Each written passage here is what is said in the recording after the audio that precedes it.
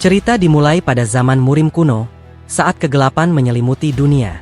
Banyak pendekar Murim berperang melawan sesuatu yang seharusnya tidak datang ke dunia ini. Iblis yang seolah dikirim dari langit mengubah banyak daratan menjadi gunung mayat. Iblis tersebut dikenal dengan nama Chunma. Meskipun akhirnya ia berhasil dikalahkan. Orang yang berhasil mengalahkannya adalah sang MC kita yang bernama Chun Myung.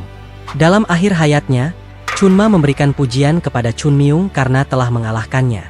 Ia bahkan mengakui kehebatan teknik berpedangnya yang berasal dari sekte Plum Blossom. Namun Chun Myung tidak peduli dengan semua pujian tersebut. Dengan tenaga terakhirnya, Chun Myung berhasil menghabisi nyawa Raja Iblis Chunma. Tetapi luka yang diderita Chun Myung terlalu parah. Ia akhirnya menghembuskan nafas terakhir, meninggalkan dunia dalam keheningan. Dalam kesadaran terakhirnya, ia berharap nama sekte Plum Blossom akan terus mekar selamanya.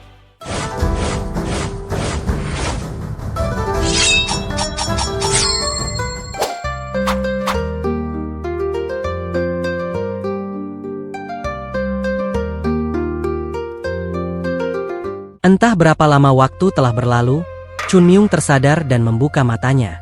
Di hadapannya, terlihat seorang anak gelandangan sedang memarahinya tanpa alasan. Chun Myung yang tidak mengetahui apapun menyuruh anak tersebut menjelaskan situasi yang terjadi. Anak tersebut hanya menertawakannya, tidak mengerti dari mana rasa percaya diri Chun Myung berasal. Chun Myung kesal. Ia mengira dirinya masih Chun Myung yang dulu, seorang ahli bela diri puncak dari sekte Plum Blossom. Anak gelandangan tersebut berniat memberikan beberapa pelajaran kepada Chun Myung. Chun Myung mengulurkan satu tangannya untuk menangkis tongkat bambu yang dilayangkan anak tersebut kepadanya. Ia terkejut ketika melihat tangannya yang masih seperti anak-anak. Akhirnya Chun Myung mendapat beberapa pukulan dari anak tersebut tanpa bisa melawan. Chun Myung kini mengunjungi sebuah danau untuk menenangkan dirinya. Ia melihat penampilan barunya dari balik pantulan air danau. Ia tidak tahu tubuh siapa yang ia gunakan sekarang. Namun ini jelas adalah reinkarnasi. Tiba-tiba seorang anak lain menghampiri Chun Myung dan menanyakan kondisinya saat ini. Chun Myung tidak menjawab dan malah ingin bertanya dua hal. Hal pertama, ia memastikan identitasnya yang kini menjadi seorang gelandangan. Anak tersebut kebingungan dengan pertanyaan tersebut. Menurutnya, semua orang akan tahu hanya dengan melihat penampilan mereka saat ini. Chun Myung frustasi karena dugaannya benar. Kemudian pertanyaan kedua, Chun Myung bertanya tentang identitas Chunma kepada anak tersebut. Anak tersebut semakin bingung. Tidak ada yang tidak tahu identitas Chunma di dunia ini. Ia adalah pemimpin sekte iblis ratusan tahun yang lalu. Chun Myung tersentak kaget mendengar jawaban tersebut. Dengan kata lain, Chun Myung telah bereinkarnasi setelah ratusan tahun. Chun Myung menuntut anak tersebut untuk tidak membohonginya. Anak tersebut menyangkal. Lagi pula, tidak ada untungnya ia berbohong. Chun Myung berusaha menenangkan diri. Ia yakin sekte Plum Blossom juga telah punah setelah ratusan tahun. Chun Myung mencoba memastikan hal tersebut kepada anak gelandangan itu. Anak tersebut tidak tahu menahu tentang sekte itu.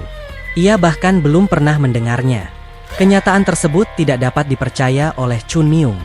Kini dunia Murim dikuasai oleh 10 sekte terbesar seperti sekte Shaolin, sekte Langit Biru, dan sekte Pengemis. Tidak ada nama sekte Plum Blossom di dalamnya. Meragukan kebenaran informasi itu, Chun Myung menyuruh anak gelandang itu mengingatnya sekali lagi dengan teliti. Setelah berpikir sejenak, anak itu teringat rumor bahwa sekte Plum Blossom sudah runtuh. Chun Myung terkejut, sebab sekte itu adalah salah satu dari 3 terbesar di dunia, namun kini telah hancur lebur.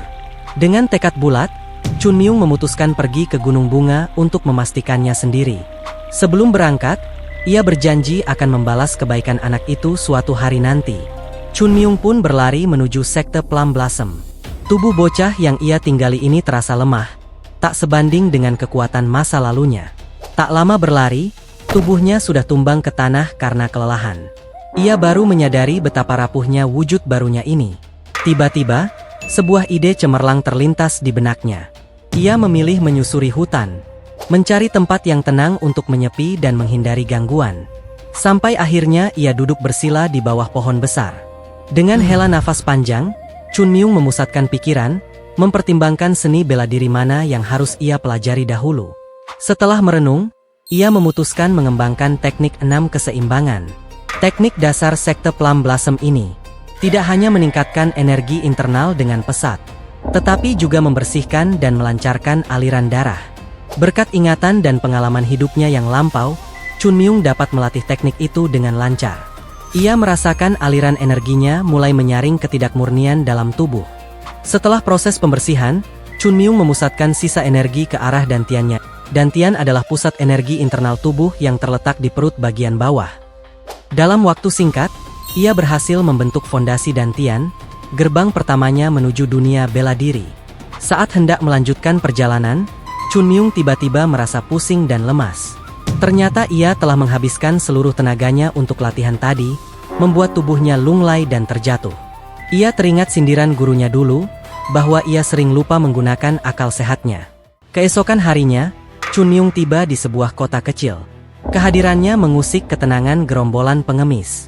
Mereka cemas melihat penduduk setempat iba dan memberi Chun Myung uang.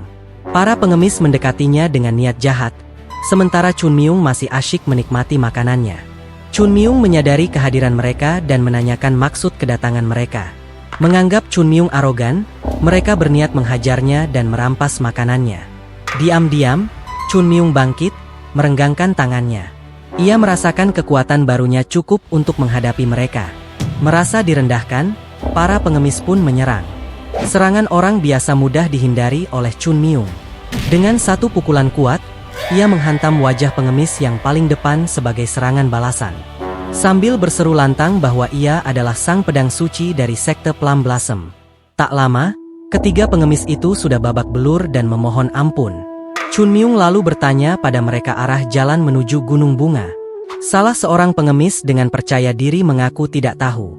Sikapnya itu membangkitkan amarah Chun Myung yang merasa dipermainkan. Sementara itu, dari kejauhan, Gunung Bunga menjulang tinggi dengan keindahan yang tak tergambarkan. Di puncaknya, seorang sesepuh tua sedang menatap kembang yang merekah. Tiba-tiba seorang pemuda melapor kepadanya bahwa ada seorang anak kecil yang ingin bertemu. Ternyata anak itu adalah Chun Myung. Akhirnya ia menemukan sekte Plum Blossom dan berniat bergabung di dalamnya. Pemimpin sekte merasa bingung, siapa yang masih sudi bergabung dengan sekte mereka yang sudah runtuh seperti ini.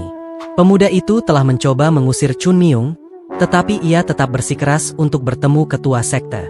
Chun Myung kembali memberi salam dan memperkenalkan dirinya dengan sopan. Namun di dalam hatinya, ia sesungguhnya sedang sangat kesal. Kembali ke beberapa saat sebelumnya, saat Chun Myung pertama kali tiba di Gunung Berbunga. Dengan susah payah dan perjuangan, Chun Myung mendaki gunung itu.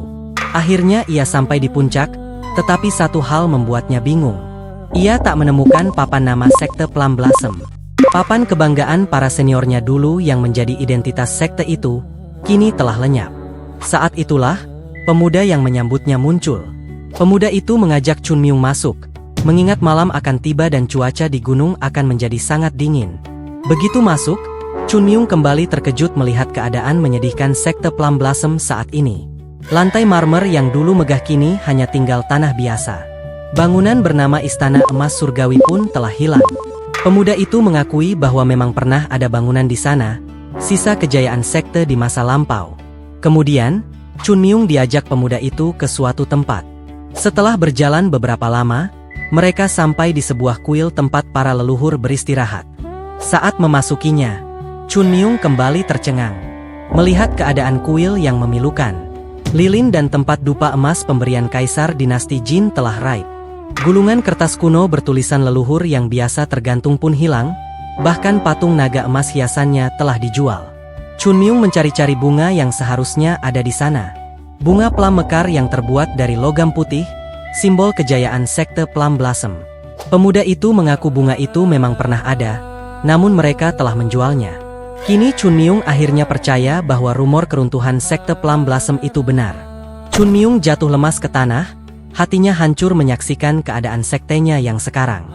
Saat itulah, ia berlutut dan memohon untuk dipertemukan dengan ketua sekte. Kembali ke saat ini, ketua sekte mengamati Chun Myung dengan seksama. Chun Myung tidak khawatir ditolak, ia telah menyiapkan beberapa rencana untuk membujuk ketua sekte. Namun dugaannya meleset, ketua sekte justru menerimanya begitu saja. Awalnya ketua sekte memang berniat tidak menerima murid lagi. Namun ketulusan Chun Myung yang rela menempuh bahaya demi bergabung, membuat hatinya luluh. Ketua sekte menyuruh pemuda itu mempersiapkan tempat tinggal dan upacara penerimaan murid. Tak lama kemudian, Chun Myung telah membersihkan diri dan mengenakan seragam khas sekte Plum Blossom. Karena bosan di kamar, ia berniat memeriksa keadaan sekte lebih jauh. Ia memutuskan keluar untuk berkeliling. Chun Myung mengintip ke beberapa kamar yang terasa tidak asing baginya. Namun, seorang murid tiba-tiba muncul dan menuduhnya sebagai pencuri. Mendengar keributan, para murid lain pun berdatangan. Bocah itu mengadu kepada murid lainnya bahwa ia melihat Chun Myung mengintip ke kamarnya. Tiba-tiba, seorang instruktur datang melerai keributan itu. Chun Myung segera menjelaskan seluruh kejadian yang dialaminya. Instruktur itu memahami situasi Chun Myung sebagai pendatang baru. Ia menyuruh Chun Myung beristirahat untuk mengikuti latihan esok hari. Kemudian, ia mengajak murid-murid lain turun ke arena pelatihan. Namun, bocah tadi tampak tidak terima melihat Chun Myung lolos tanpa hukuman. Ia berniat memberi pelajaran kepada Chun Myung sepulang dari latihan. Chun Myung merasa kejadian ini sangat konyol. Ia malah diancam oleh penerusnya yang masih tampak imut. Oleh karena itu, sebagai senior sejati, Chun Myung berniat memberi mereka perhatian yang layak. Malam itu di asrama Plum Mekar Putih, bocah berambut coklat itu menepati janjinya untuk menghajar Chun Myung. Ia menyuruh Chun Myung melepas baju, menari, dan bersiap menerima pukulan. Namun, Chun Myung justru bertanya siapa penanggung jawab asrama. Dari percakapan itu, ia tahu tidak ada pengawasan instruktur pada malam hari. Belum selesai bicara, Chun Myung tiba-tiba menghantam wajah bocah itu dengan tinjunya. Pukulan itu melayangkan tubuh bocah tersebut hingga menembus atap asrama. Murid-murid lain terkejut melihat kekuatan Chun Myung yang tak masuk akal.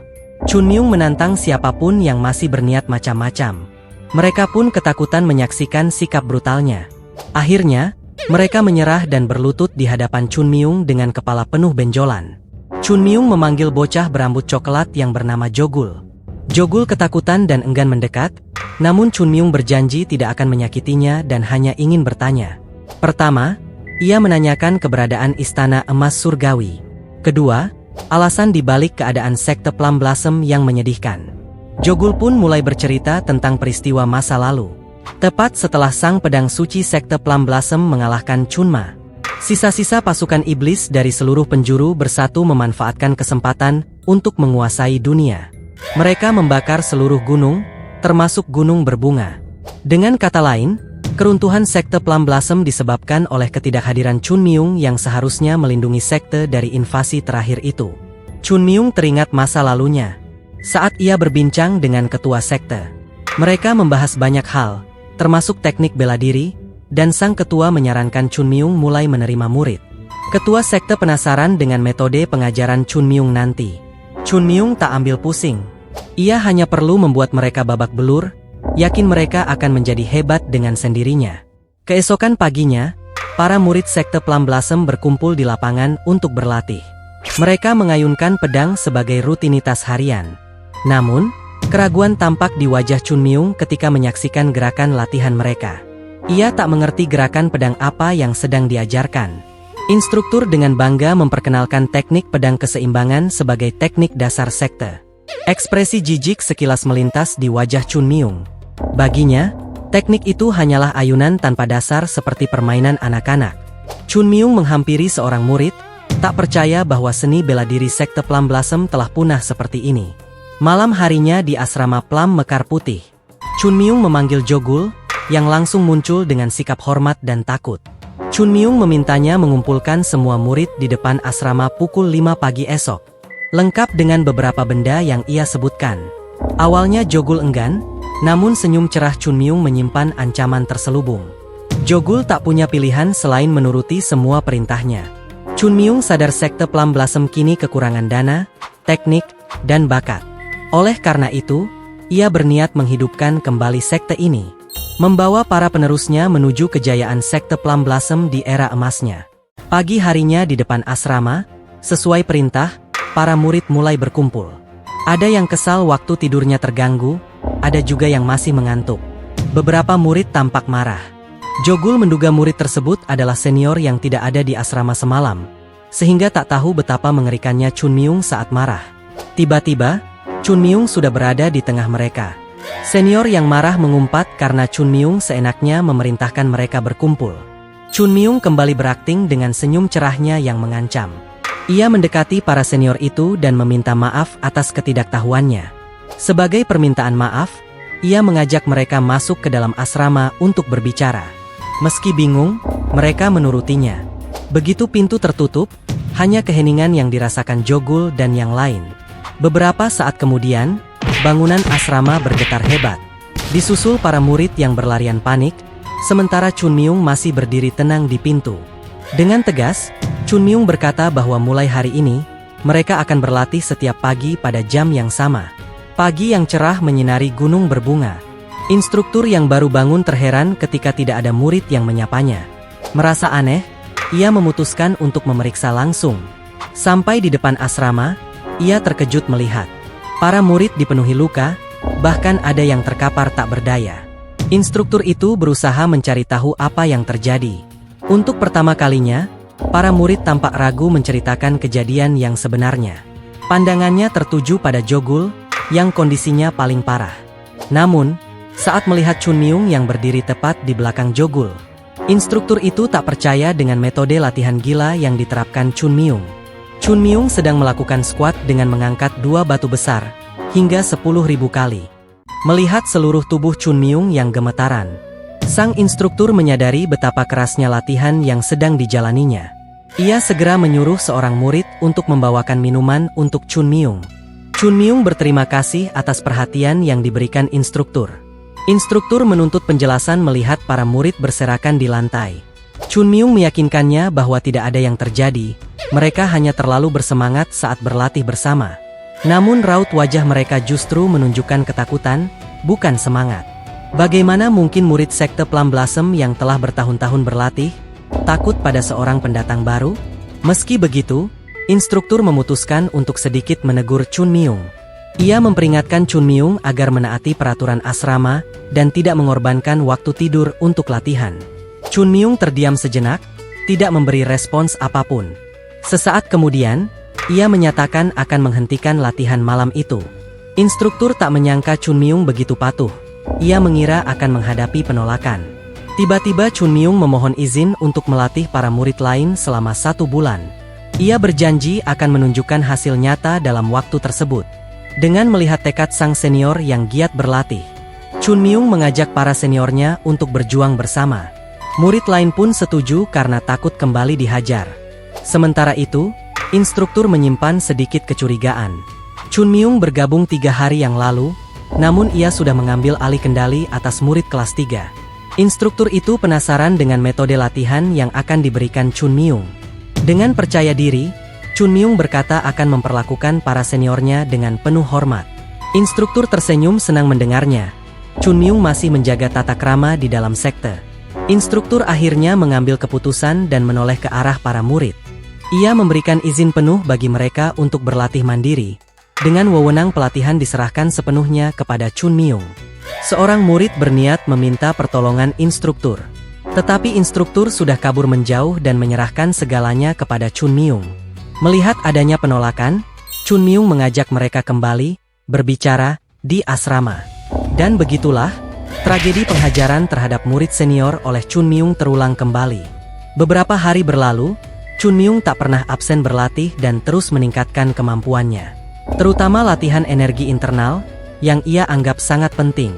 Dalam beberapa hari ini, ia juga menemukan banyak informasi tentang sekte Plum Blossom.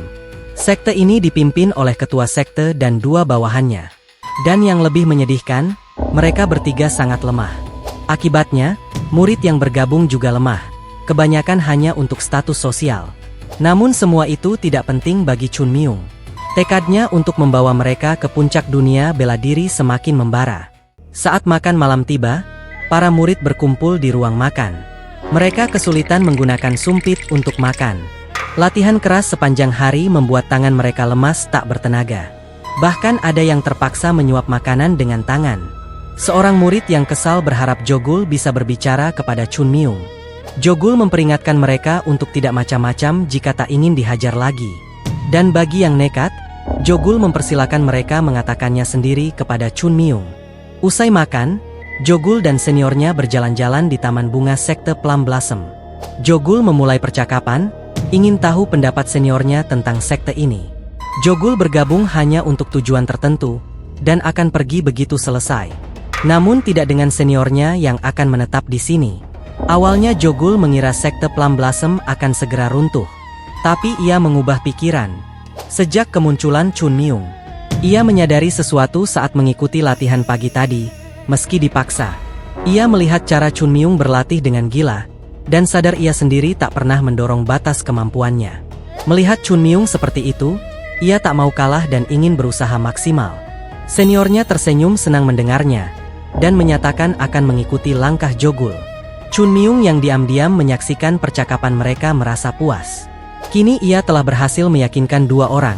Tidak lama lagi, ia yakin murid lainnya akan mengikuti jejak mereka. Tiba-tiba, sekelompok orang datang mencari ketua sekte dengan kasar menendang pintu masuk, lalu menerobos tanpa permisi. Para instruktur berusaha menghalangi mereka. Sementara itu, Chun Myung mengamati situasi dari atas pohon.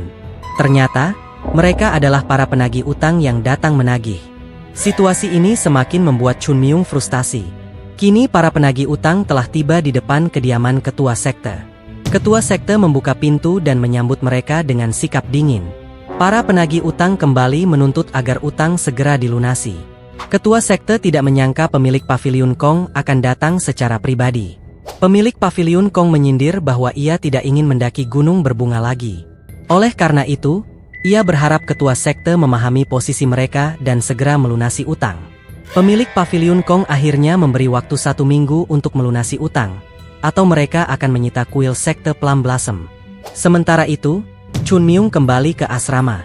Jogul dan seorang murid lain menjelaskan identitas para penagih utang itu. Pemilik Paviliun Kong sebenarnya adalah pemilik Paviliun Tak Hua dari Provinsi Hua UM. Ia adalah pedagang kaya dengan banyak bisnis. Ekspresi Chun Myung seketika berubah beringas, menimbulkan firasat buruk bagi Jogul dan murid itu. Bagaimana tidak, Paviliun Tak Hua sebenarnya adalah aset milik sekte Plum Blossom. Tiba-tiba Chun Myung menyadari ada yang tidak beres. Ia segera menyuruh Jogul mengambil benda yang telah ia siapkan sebelumnya. Jogul pun segera pergi mengambil barang itu. Beberapa saat kemudian, Jogul memberikan setelan pakaian serba hitam kepada Chun Myung. Chun Myung segera berganti pakaian, membuat keduanya bingung dengan rencananya. Setelah siap, penampilan Chun Myung kini mirip seorang perampok. Jogul dan temannya berusaha menghentikannya. Namun sia-sia. Chun Myung memutuskan untuk diam-diam meninggalkan sekte dan menuju tujuannya. Paviliun Tak Hua, tempat tersebut adalah tempat yang sangat mewah, dengan bangunan tinggi yang diterangi lampu indah.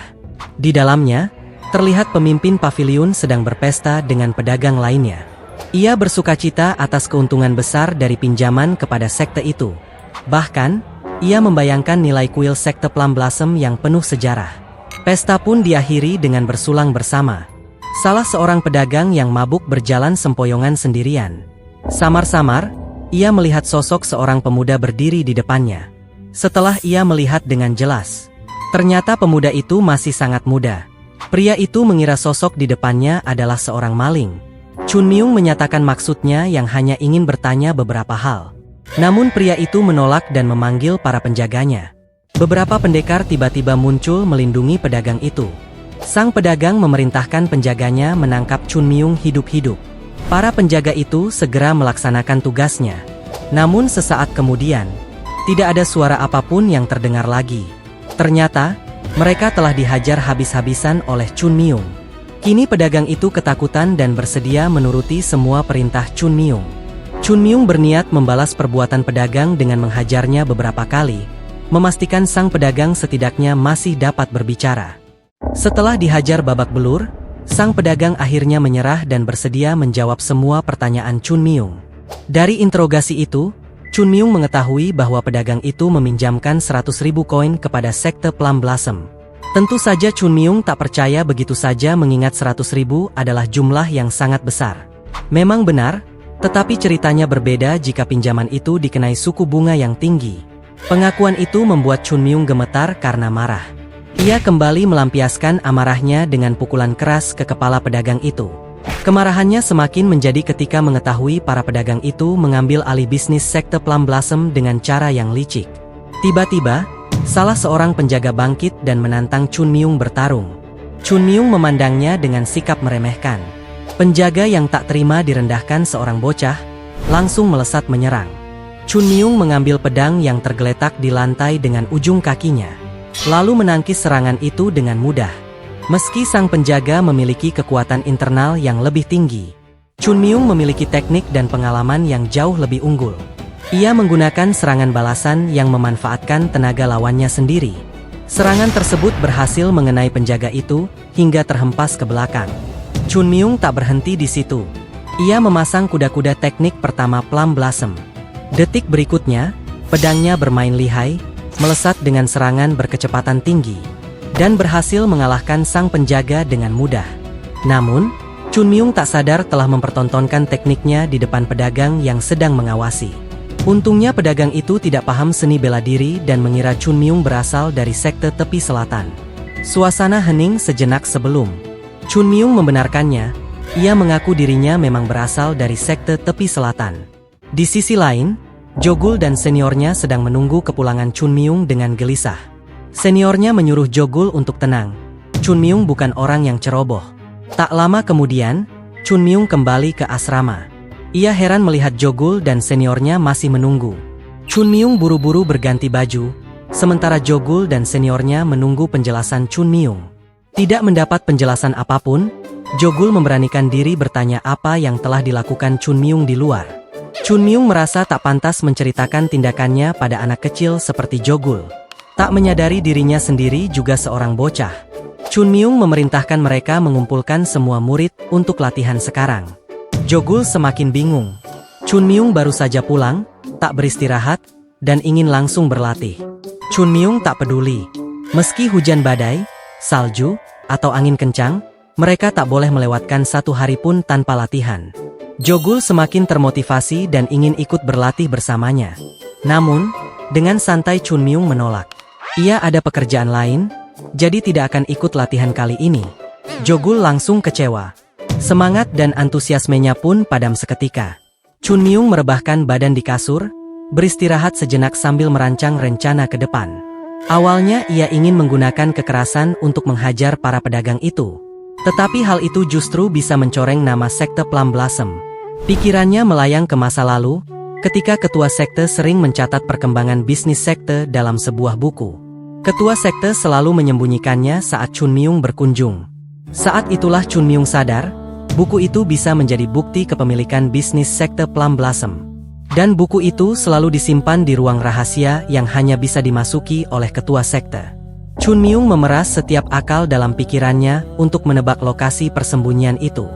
Ia punya satu dugaan kuat, karena hanya tempat tinggal ketua sekte yang masih relatif tidak berubah. Chun Myung memutuskan untuk mencari tempat itu saat tengah malam tiba. Ia tersenyum penuh antusias, seolah akan berburu harta karun. Setelah mencari kemana-mana tanpa hasil, Chun Myung terduduk lelah di tanah. Setelah beristirahat sejenak, ia memusatkan energi dari dalam dantiannya, mengalirkan sedikit energi internal ke telapak tangannya, lalu menghantam tanah sekuat tenaga. Energi itu ia gunakan sebagai sensor untuk mendeteksi ruang kosong di bawah tanah. Namun usahanya sia-sia, tak ada rongga apapun di sana. Chun Myung tak menyerah. Ia mencoba lagi dan lagi, hingga akhirnya merasakan adanya sebuah ruang hampa yang cukup luas. Merasa telah menemukan tempat yang dicari, ia mengambil alat penggali, dan mulai menggali tanah itu dengan segenap tenaga. Setelah beberapa saat, Chun Myung akhirnya berhasil mencapai rongga itu. Ia mengangkat satu batu bata dari lantai, lalu mengintip ke dalam ruangan untuk memastikan tidak ada bahaya. Di antara reruntuhan, ia menemukan sebuah lorong yang mengarah ke gudang rahasia. Tiba-tiba, ada suara langkah kaki yang mendekat. Ternyata, orang itu adalah ketua sekte. Chun Myung tak menyangka ketua sekte mengetahui tempat rahasia ini. Ketua sekte berhenti tepat di depan pintu gudang rahasia, yang penuh goresan pedang. Ia berusaha mendorong pintu gudang itu. Tetapi usahanya sia-sia, sudah berkali-kali ia coba, namun tak pernah berhasil. Chun Myung dapat merasakan kesedihan dan keputusasaan ketua sekte saat itu. Ia memahami posisi seorang pemimpin yang tak mampu melindungi murid-muridnya.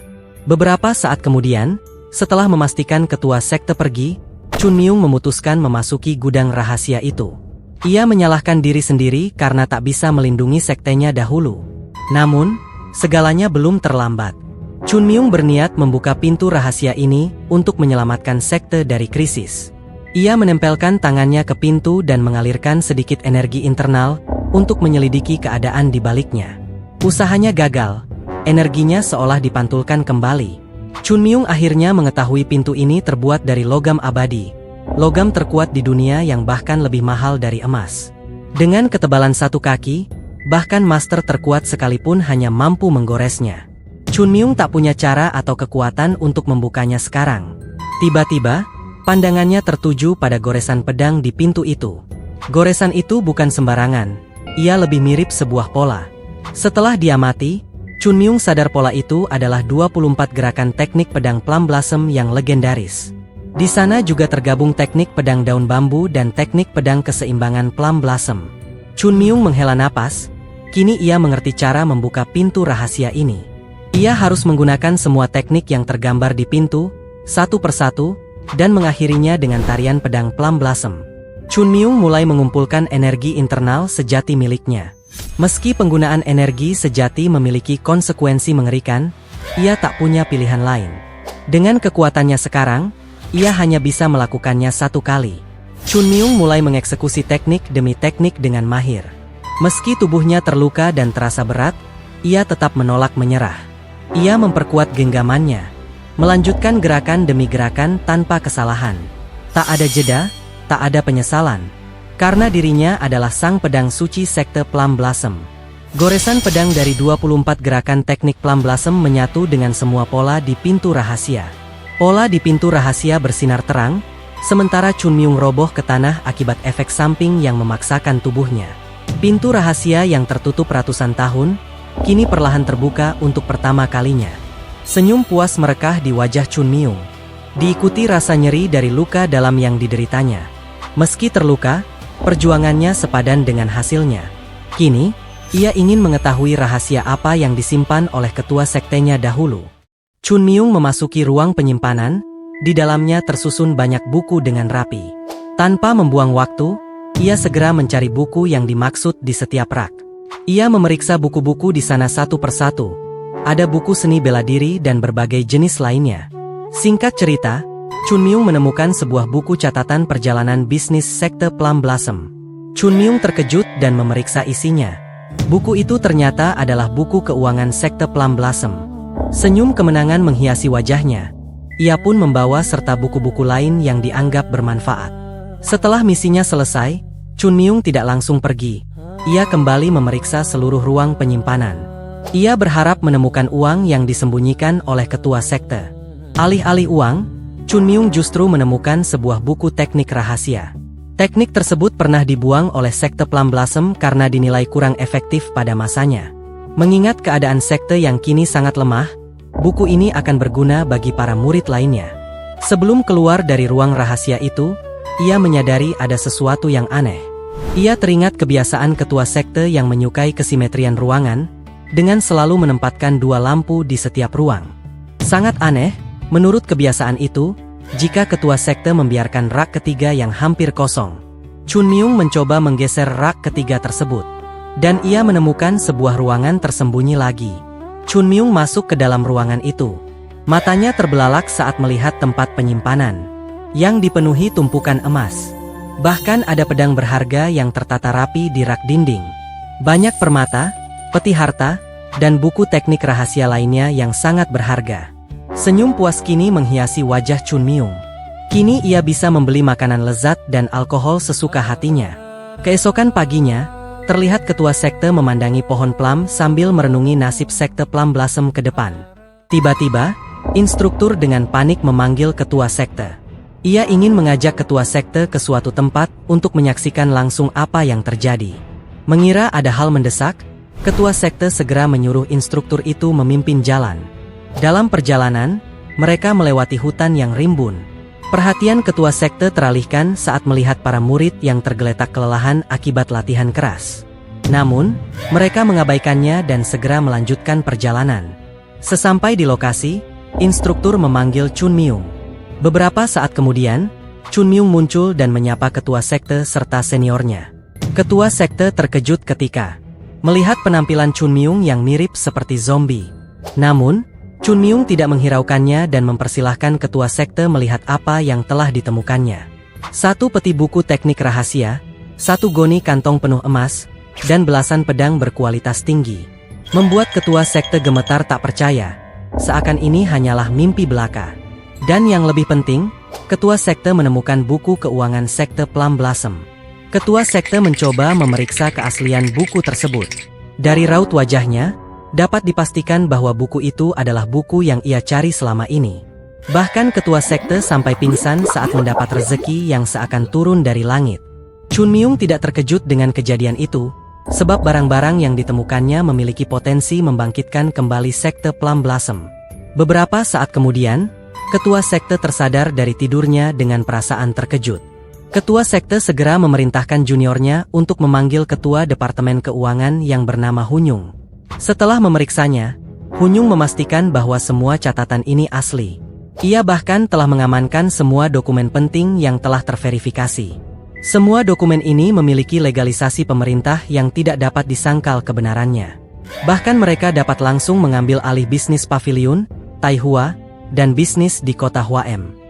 Ketua sekte bersyukur dan menghela napas lega. Kini mereka dapat keluar dari situasi krisis.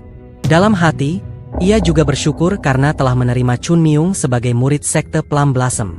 Kini kesempatan untuk bangkit telah tiba. Ketua sekte memutuskan untuk tidak menyia-nyiakan kesempatan yang diberikan Chun Myung.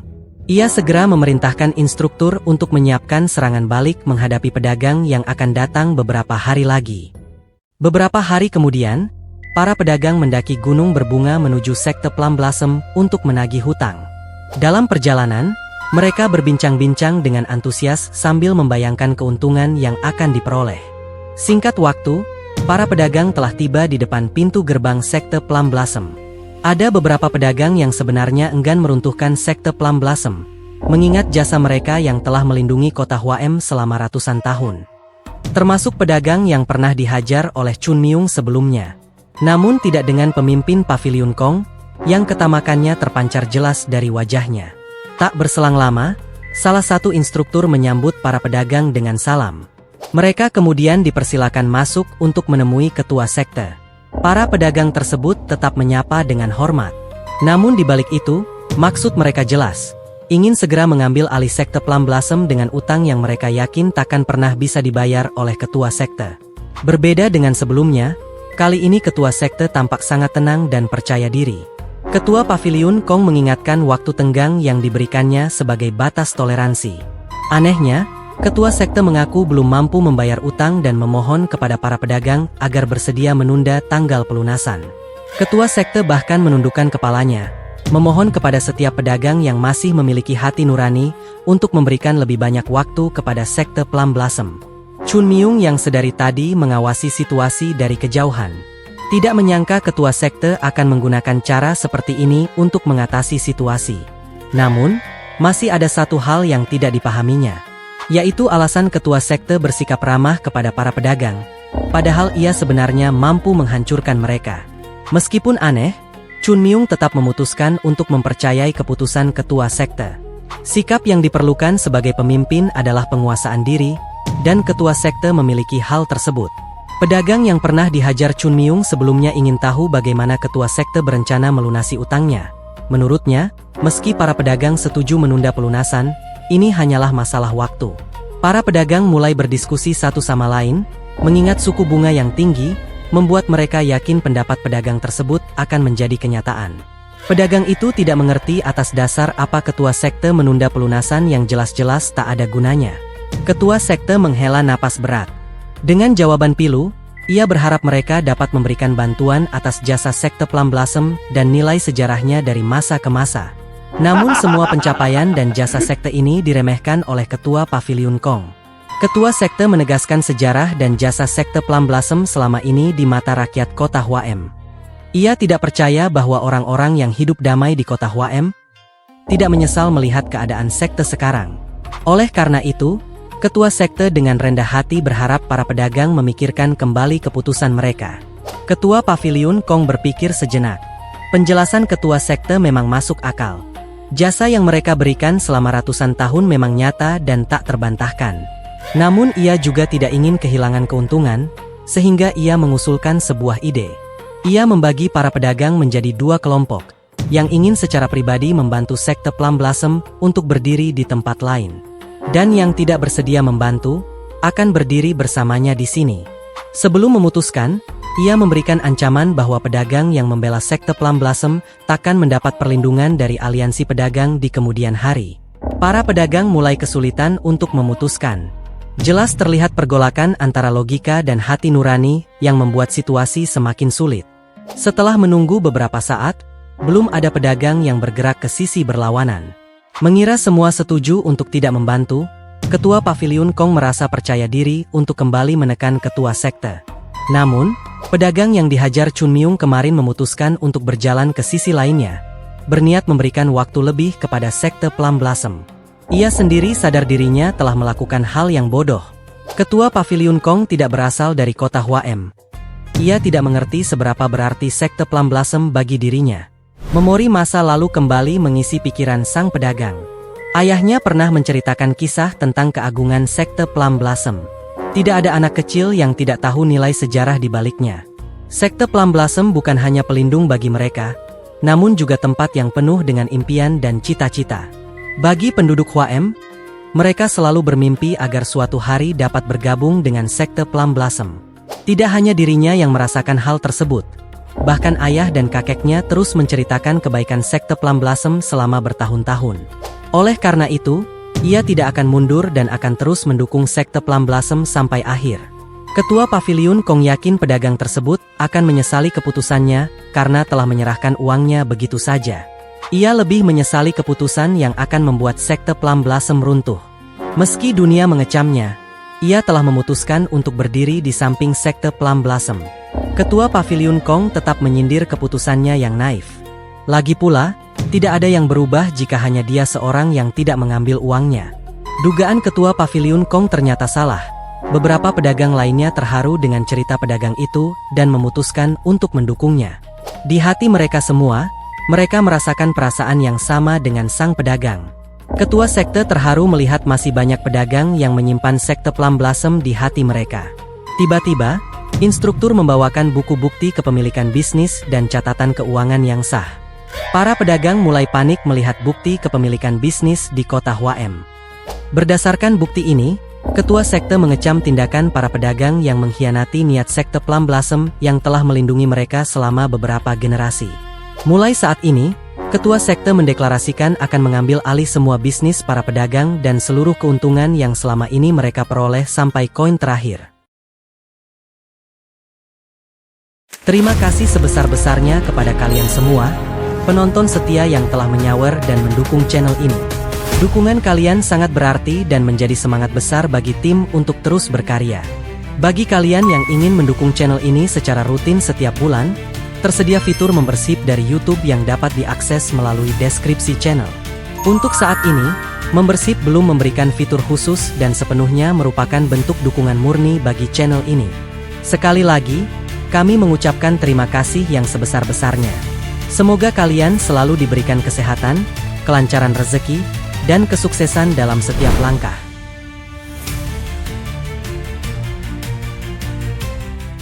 Terima kasih telah menyaksikan hingga akhir. Jangan lupa dukung channel ini dengan like, share, dan subscribe agar tidak ketinggalan rekap selanjutnya.